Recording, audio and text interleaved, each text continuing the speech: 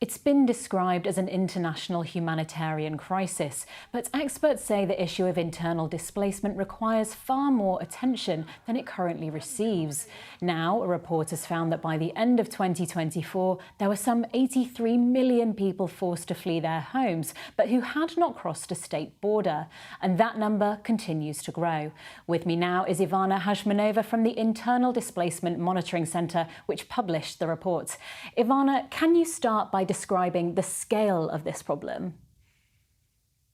So currently, we witness that there are more than 83 million people who are living in internal displacement worldwide.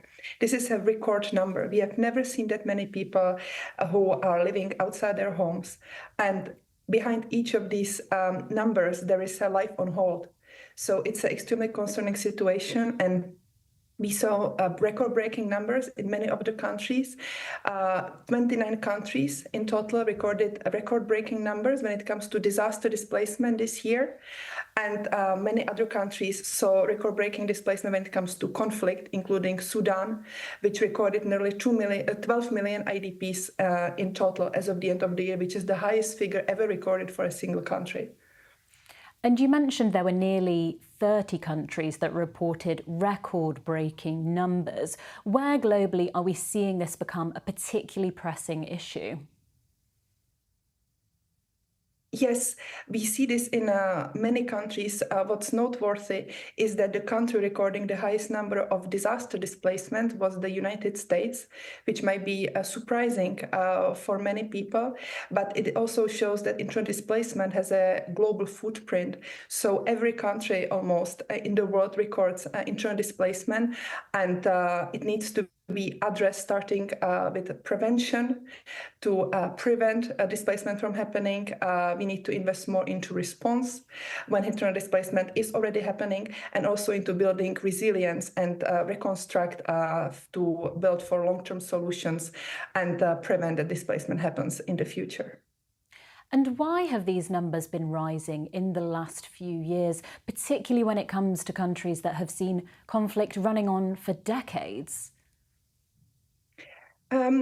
I think what's important to remember about countries which are affected by conflicts is that they are also affected by disasters. So that's why it's so difficult for people to recover, because out of the 49 countries which record conflict displacement, 45 also record disaster displacement. So you can imagine families who are displaced by offensives, by armed violence, and then a few weeks or a few months later, they get displaced again by a disaster, by flood or by drought. So they are constantly fleeing, constantly losing their homes.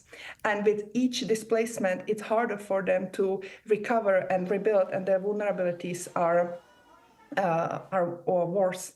So I think it's important to approach the issue from this kind of holistic perspective, to look at conflict and rebuilding, but also at disaster risk reduction, and make sure that the families affected by conflict and violence are not vulnerable to displacement by disasters later on. And is the organisation concerned about where things may go in the future, particularly with regards to climate change? Are people more likely to be affected with conflict and climate change coming into clash with each other? We already see that. We already see people who are affected by conflict, and then who are affected by severe droughts or severe floods, which are out of the usual. And we can see that some of them can be linked to different climate anomalies. So as I said before, it's important for countries to work on disaster risk reduction and make sure that people who are displaced can find solutions which include building resilient houses, and making sure that if there is another disaster in the future, they will not be as exposed or as vulnerable, and the displacement can be prevented. And you mentioned disaster risk reduction there. What can countries do to address the issue? And does humanitarian aid go far enough? It does not, and that's the nature of humanitarian aid. it's supposed to respond to the emergency phase of a disaster.